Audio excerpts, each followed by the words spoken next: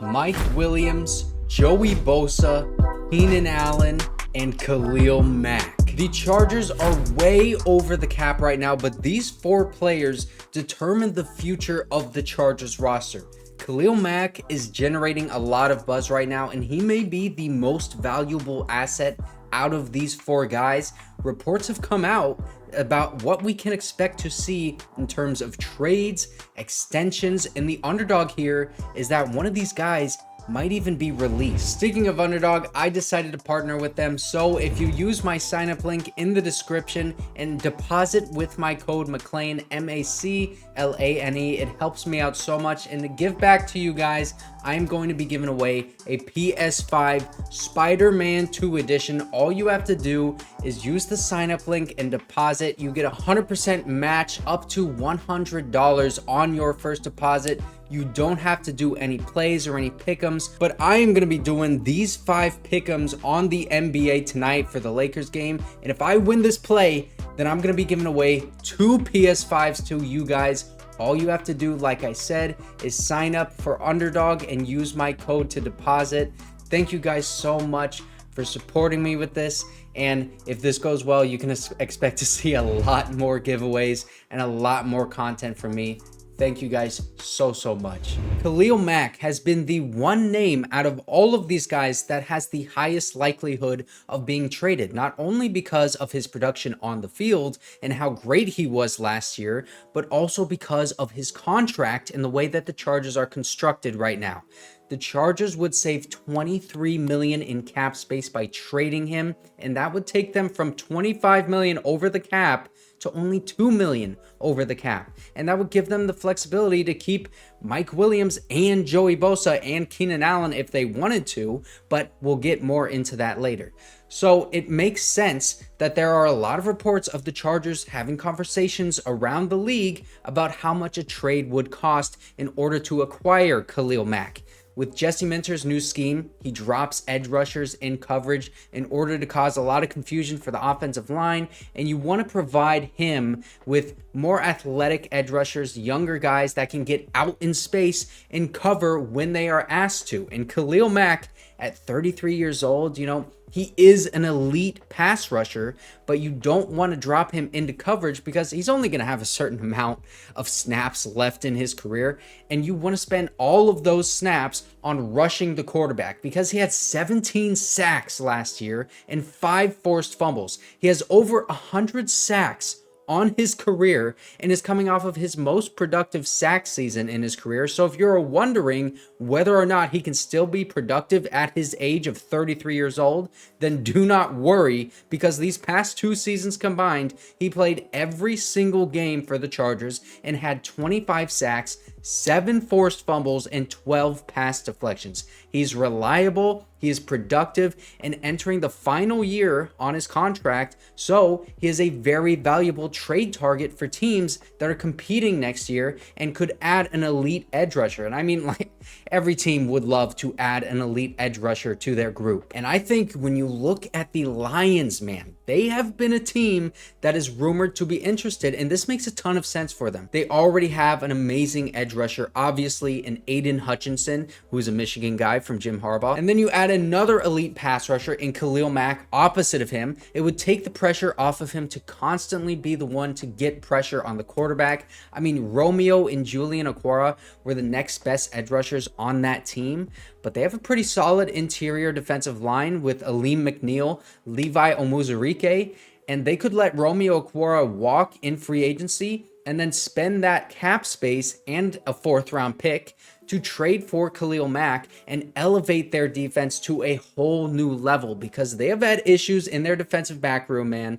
So if you add another elite pass rusher to that team, then it helps out the secondary because it forces the quarterback to make more mistakes and he has less time to throw the ball because he'll be under way more pressure. Having 2 star pass rushers like that is way more valuable than just having one, because now you can't game plan around one of these edge rushers. You have to take into account that there's a star edge rusher on both sides, so you can't just not run it to Aiden Hutchinson's side, or you can't just slide your protection to his side. Now you have 2 star pass rushers on each end. So not only does this move help them pressure the quarterback, but it puts their secondary in a better position, and Khalil Mack is a great run defender as well. So he would help the Lions in every single facet, and it would only cost them like a third, more likely a fourth round pick. And you could get that pick back next year if Aaron Glenn, the defensive coordinator for the Lions, gets a head coach job next year. Because of the comp pick system, they would immediately get a third round pick because he's a minority. And Aaron Glenn had a lot of head coach interviews this cycle. So if this Lions defense plays very well and the Lions say make it to the Super Bowl next year, Aaron Glenn could get a head coaching job, and then you turn that Khalil Mack move basically into a third round pick. Another great landing spot for him would be the Packers. Now, at first, you might think that the Packers don't really need Khalil Mack because they already have Preston Smith, Rashawn Gary, and they just drafted Lucas Van Ness in the first round this past draft. But Preston Smith is 32 years old. He's declining. And then also Lucas Van Ness is still a very raw player. He needs some time to develop. And not only that, but now you have Jordan Love, who's playing very well right now. He is in that rookie contract window, and you want to add talent to this team while you have him for cheap. And you add Khalil Mack to help out Rashawn Gary and teach Lucas Van Ness for his future. I mean, not only that, but Derek Ansley was the Chargers defensive coordinator these past 2 years, and he is now the Packers passing game coordinator on the defensive side, so he has that connection to Khalil Mack. This would help the Packers make a run at the playoffs next year, and Joey Bosa also could be traded to the Packers for, these same reasons, but Khalil Mack is way more reliable than Joey Bosa is, and I think for the Packers, you would rather have that sure thing over someone that you aren't really sure about because of the injuries and the hot and cold streaks that Joey Bosa has had recently. I think the Packers, they would trade a fourth for Khalil Mack, and it would be better for both teams. Now, the Rams are another team that I think would be really interested in Khalil Mack. They have been buyers on the trade market for a long time now, so I think a third round pick or a fourth round pick, throwing away one of those, Les Snead, the Rams GM, would not even think twice about this, especially when you consider their edge room right now, because there is not a lot there. Byron Young was their third round pick last year. He actually looked pretty good, but outside of him, there's basically like no one that should be threatening for a starting spot.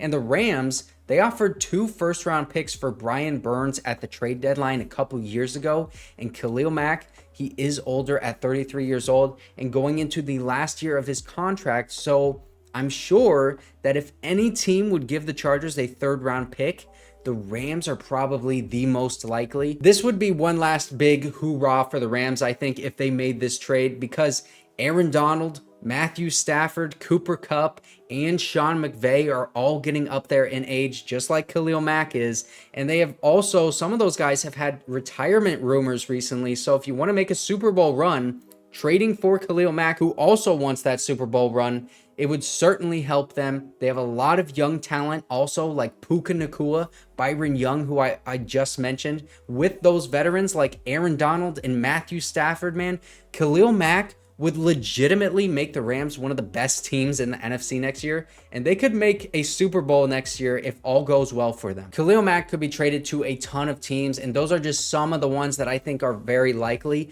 but Mike Williams is a guy that is a lot harder to be traded.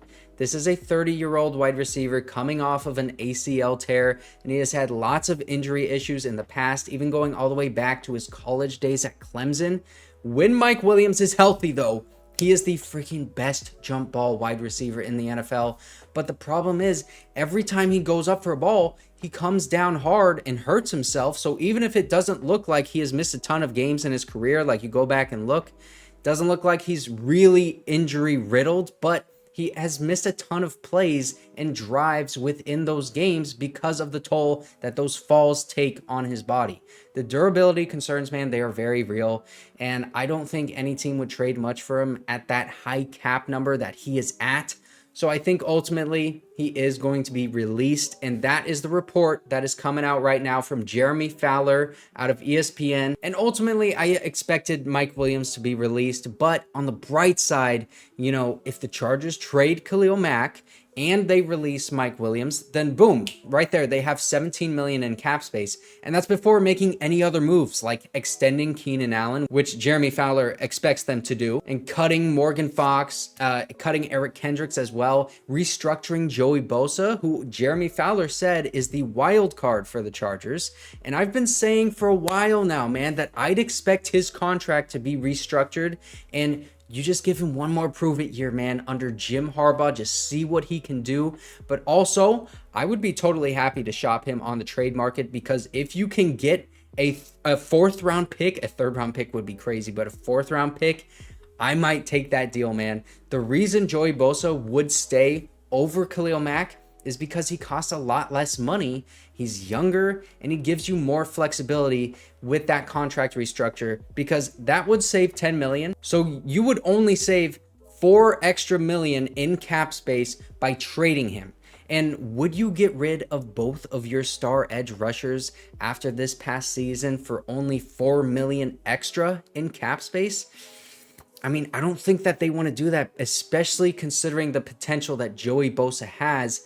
But again, if the right trade partner presents themselves, then, Joe Hortiz has proven that he can find edge rushers in the draft. You don't want to put your team in that position where you're having a huge hole at edge rusher, because you have Khalil Mack and Joey Bosa.